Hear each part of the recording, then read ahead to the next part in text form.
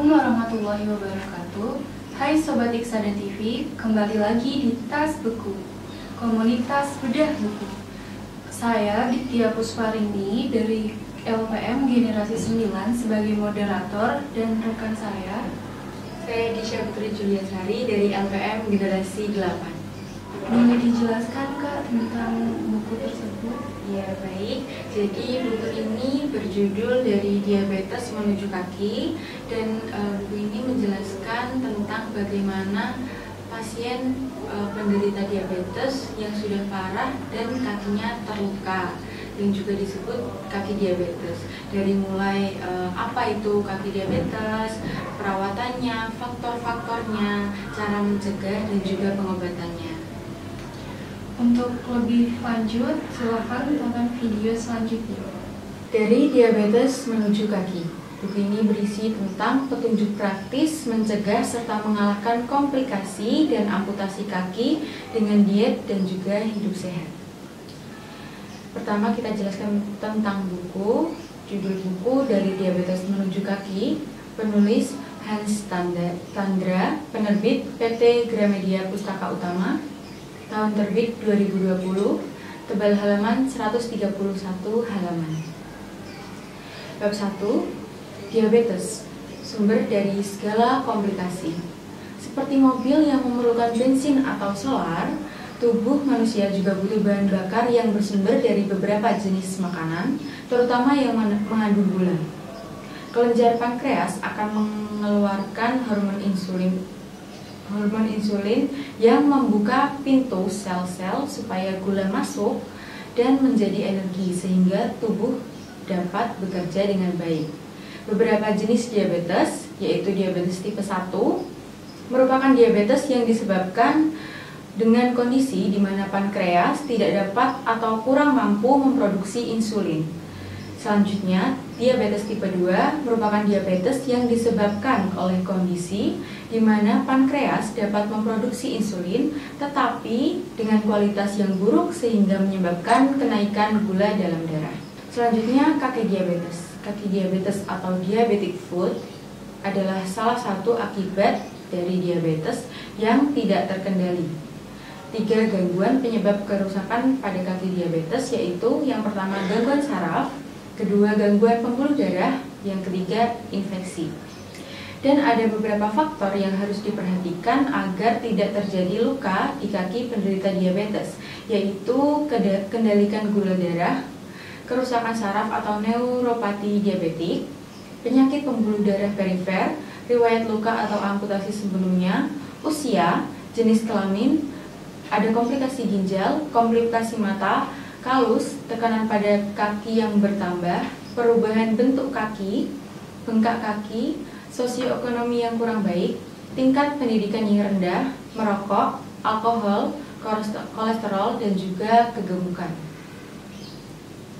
Selanjutnya, kerusakan sel saraf dan awal kaki diabetes. Kerusakan saraf yang dikenal dengan nama neuropati menyangkut semua sistem saraf di luar otak dan sumsum tulang belakang.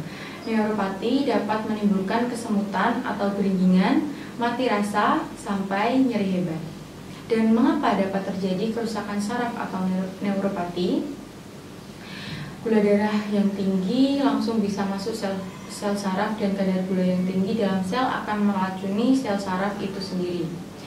Faktor lainnya yaitu terjadi perubahan dalam sel saraf dan timbullah molekul radikal bebas yang bisa membunuh sel saraf itu sendiri. Sebab lain yaitu ada kerusakan pembuluh darah sehingga aliran darah ke saraf berkurang, dan akibatnya sel saraf tidak mendapat cukup oksigen dan juga makanan. Bab selanjutnya yaitu gangguan pembuluh darah perifer. Gangguan pembuluh darah perifer atau peripheral artery disease atau biasa disebut PAD adalah proses arteriosklerosis di dinding pembuluh darah perifer.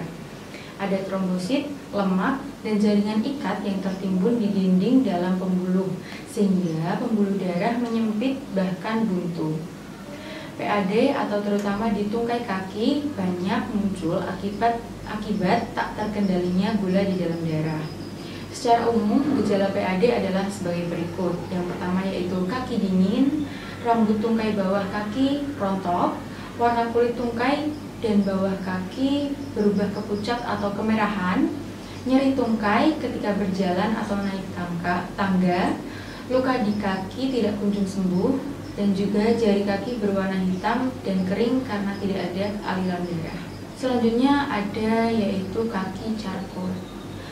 Dampak kerusakan saraf pada kaki diabetes yang paling merepotkan adalah kaki charcot atau Charcot foot.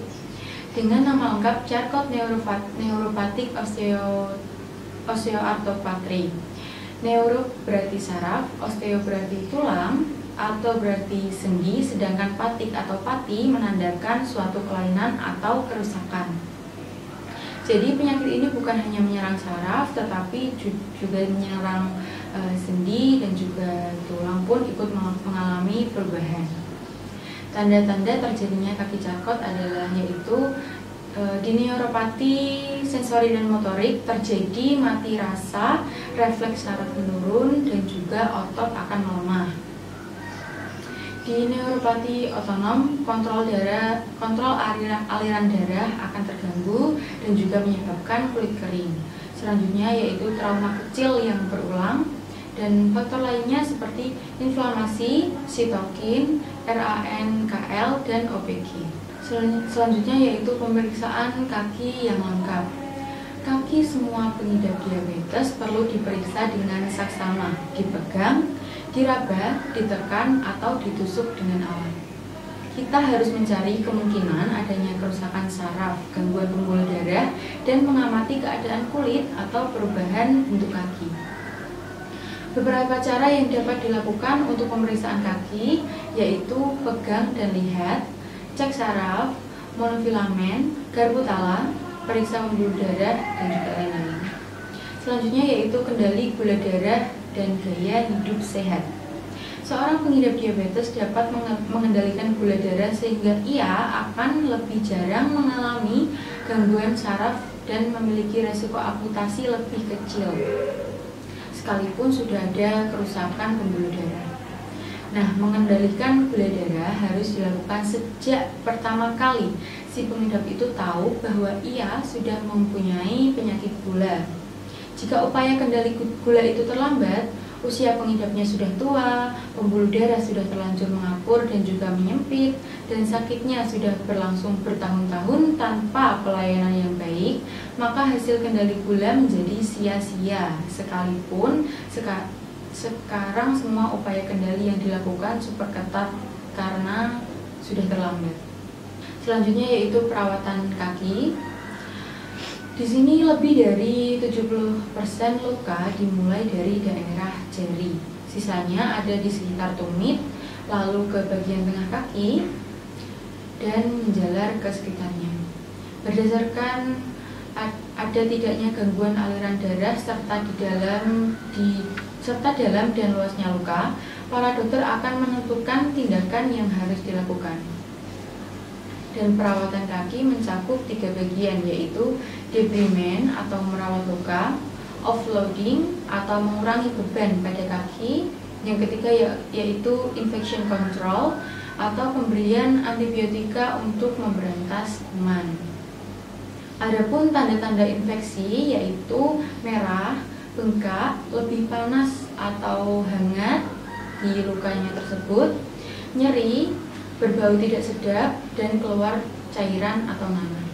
Dan yang terakhir yaitu kaki diabetes sebenarnya bisa dihindari.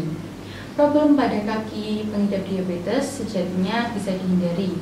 Upaya screening terhadap faktor-faktor resiko timbulnya komplikasi dan tindakan pencegahan perlu dilaksanakan dengan sungguh-sungguh. Kaki diabetes bisa dicegah dengan pengendalian gula darah, pemeriksaan kaki secara berkala, mengatasi gangguan saraf dan pembuluh darah sedini mungkin, penggunaan sepatu atau alas kaki yang tepat, dan juga gaya hidup yang benar. Sekian bedah buku pada kali ini. Jika ingin adik ditanyakan, silahkan tulis di kolom komentar. Jangan lupa like, komen, dan subscribe di channel Iksada TV.